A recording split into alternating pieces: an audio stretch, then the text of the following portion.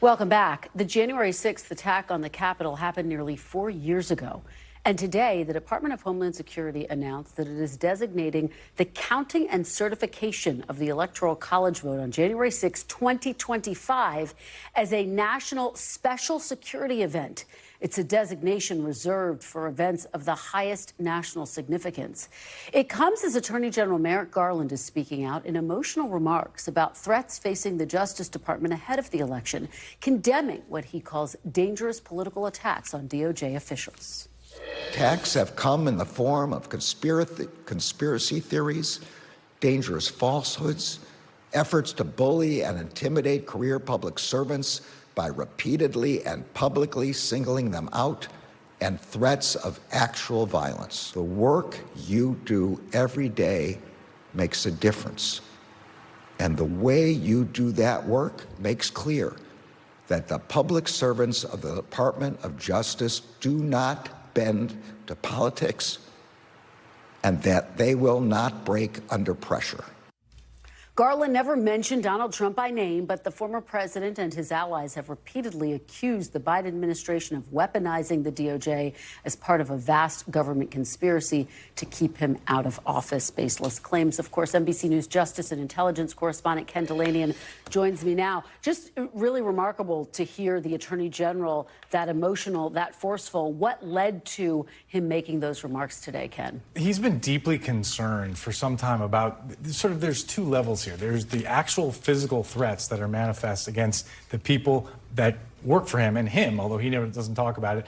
And then there's this question of keeping the Justice Department politically independent, a tradition that he said goes back to Watergate when he first joined the department.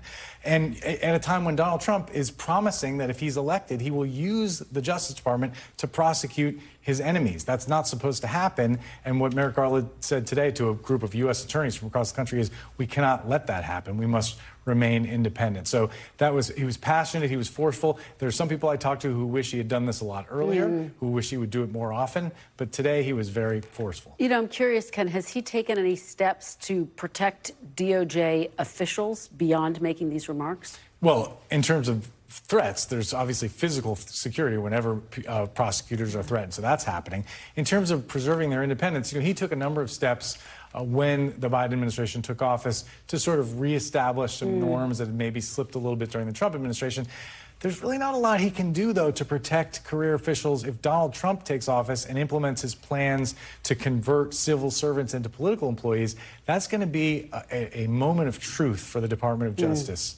And it's anybody's guess how that plays out. Yeah. Let me ask you about the other aspect that we've been reporting today, DHS designating January 6, 2025 as a national special security event. What exactly does that mean, and how does it prevent the type of violence that we saw on January 6, 2020? It's the highest level of security designation the government has. So it's given to things like presidential inaugurations, the Super Bowl, the conventions, and it conjures up a whole planning process led by the Secret Service, more resources, and really importantly, they did not make this designation January 6, 2021, and a lot of people wish they did, because if they had, there would have been more security in place, and maybe that attack would have been repelled. And there was a real lack of coordination, as we all saw, between the Capitol Police and other forces. That should not happen this time around. There will be many, many more resources in place because of this designation. All right, Ken Dilanian covering a range of angles for us today. Really appreciate it. You bet. Thanks for watching. Stay updated about breaking news and top stories on the NBC News app or follow us on social media.